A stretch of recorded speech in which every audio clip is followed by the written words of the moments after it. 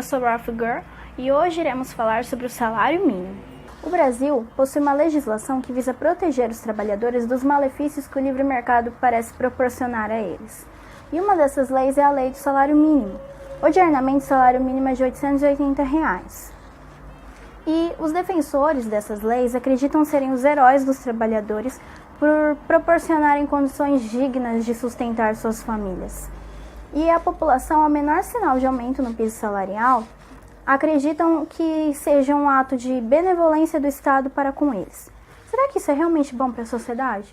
Hoje eu explicarei o motivo pelo qual o salário mínimo deve ser abolido e, mais uma vez, alimentar a concepção de um mundo sem controle governamental. Antes de entendermos quais são as reais consequências do salário mínimo, é primoroso de antemão estudarmos o que é trabalho. Numa relação de emprego, há uma recíproca transação de interesses. O empregador demanda a mão de obra, ou seja, o trabalho do empregado, e o empregado anseia a remuneração que o empregador está disposto a pagar pelo seu labor. Assim, podemos concluir que o trabalho é um bem econômico. Afinal, bem econômico é todo aquele que possui uma utilidade e é escasso. Ou seja, bem econômico é tudo aquilo que satisfaz uma necessidade dos agentes econômicos, mas existe uma quantidade limitada em relação aos anseios dos indivíduos. O oxigênio, apesar de ter uma utilidade vital para a nossa existência e ter uma quantidade delimitada, por ser superabundante, ele sai da categoria de escasso. E a escassez, para ser estudada pela economia, deve estar diretamente relacionada com o elemento humano. E o oxigênio é amplamente acessível, o que o destitui de qualquer valor econômico. Já o trabalho é escasso e tem utilidade em todo o processo econômico.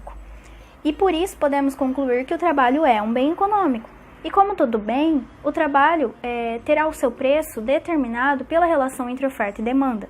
Como já mencionado no nosso vídeo sobre a inflação, os preços em um livre mercado são determinados pela relação entre oferta e demanda. Este mecanismo funciona da seguinte forma. Oferta, em sua definição, são os bens disponíveis no mercado para serem adquiridos. E a demanda é o anseio da sociedade em adquirir esses bens. Quando eu tenho em uma sociedade uma oferta crescente e uma demanda decrescente, nós teremos baixa nos preços. Por quê? Porque existe muito mais produto sendo ofertado do que pessoas dispostas a comprar. Quando eu tenho o inverso, ou seja, uma oferta decrescente, uma demanda crescente, nós teremos alta nos preços, porque nós estamos muito mais dispostos a comprar do que existem produtos sendo ofertados no mercado. E aqui chegamos ao ponto de interesse. O salário, por ser um bem econômico, também obedece a essa relação econômica. Quanto mais qualificado é o trabalhador, maior será a sua remuneração. Quanto menos ele tem a oferecer, menor valor ele terá. Os empregadores não podem estipular os salários arbitrariamente, pois eles enfrentam fatores como a concorrência, que os fazem competir por aquela mão de obra presente na sociedade. Assim, se temos uma demanda por mão de obra crescente e uma oferta estacionária ou decrescente, os salários irão aumentar. Se temos uma oferta crescente e uma demanda estacionária ou decrescente, os salários irão abaixar e assim por diante. O trabalho não é uma exceção à regra do mercado, e isso terá consequências desastrosas no que tange os direitos trabalhistas. Já entendido o que é trabalho e como seu preço se comporta no mercado, cabe-me explicar o que é a lei do salário mínimo e o que ela acarreta na economia. O salário mínimo é determinado em órbita federal e estadual e tem como intento determinar o mínimo que qualquer cidadão poderá vender a sua força de trabalho em uma relação de emprego. Assim, qualquer preço pelo qual o cidadão venda o seu trabalho que não seja igual ou maior que o salário mínimo será considerado ilícito e o empregador sofrerá encargos por tal infração. A intenção dessa norma trabalhista é que aumente a renda dos trabalhadores para que esta concretize os objetivos que são consagrados no inciso 4 do artigo 7º da Constituição Federal Brasileira.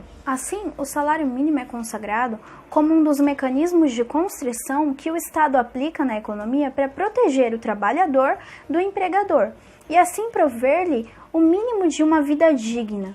Bom, pelo menos é essa a retórica que os defensores dessa norma se valem. Será que ela faz esse sentido todo? toda a premissa do salário mínimo é envolta em uma só assertiva. A lei do salário mínimo poderá definir o mínimo que o trabalho poderá ser comprado na sociedade. Ou seja, a lei alega que poderá contornar uma lei econômica, a lei de oferta e demanda, e surtir efeitos contrários a esta na economia. Mas se isso fosse realmente possível, por que não aumentar o salário mínimo para 10 mil reais ou 100 mil reais? Por que parar na casa das centenas? Por que não aumentar o salário mínimo para 1 milhão de reais? Assim, todos nós seríamos extremamente ricos e acabaríamos com o mal da pobreza na sociedade. Se o Estado, por meio de uma lei, é capaz de determinar o preço de um bem econômico na economia, qual o sentido do estudo da economia no final das contas?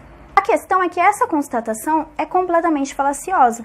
O máximo que a lei do salário mínimo faz é impossibilitar as pessoas que não conseguem produzir aquele montante de serem contratadas. Se você não produz mais do que o salário mínimo estipula, você não será contratado, simples assim. E é isso que o salário mínimo faz. Ele corta oportunidades para aqueles que não possuem nenhum tipo de capital humano, nenhuma experiência e baixas habilidades de serem contratados. E não compensa contratar mesmo que irregularmente, ou seja, sem assinar carteira de trabalho, porque o liame empregatício pode ser reconhecido sem estar necessariamente estipulado formalmente. A lei do salário mínimo é uma lei anti-pobre e anti-jovens, que são os que mais sofrem para entrar no mercado de trabalho. Aquele pobre marginalizado que não teve oportunidade de estudar e de se aprimorar não seria contratado, porque ele não tem um grande valor para o empregador. E é isso que o salário mínimo faz, ele ceifa essas oportunidades.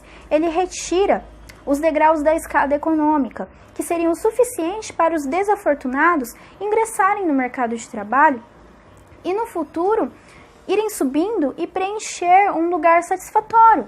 Isso porque nós não estamos levando em consideração todos os encargos trabalhistas, tais como o FGTS, INSS, 13º, adicional de insalubridade, adicional noturno, férias remuneradas, adicional de férias, descanso semanal remunerado, licença maternidade, licença paternidade e dentre outros que apenas elevam o custo para contratar alguém em sua empresa. Estes direitos podem até ser benéficos para aqueles que já ingressaram no mercado de trabalho e possuem certa experiência, mas para os pobres, marginalizados e jovens é uma nefasta medida. Salário mínimo e encargos trabalhistas é sinônimo de desemprego.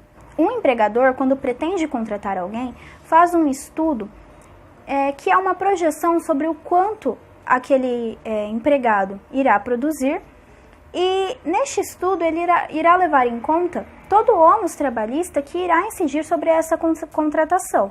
Se você ficar acima dessa margem, poderá ser contratado. Se ficar abaixo, não será contratado. O salário mínimo apenas faz aumentar essa margem, ignorando todo o cálculo efetuado pelo empreendedor. Se inscreva no canal, curta a nossa página no Facebook, não se esqueça de compartilhar e curtir os vídeos, deixem seus comentários, acesse a descrição para obter os artigos e os livros e obrigado!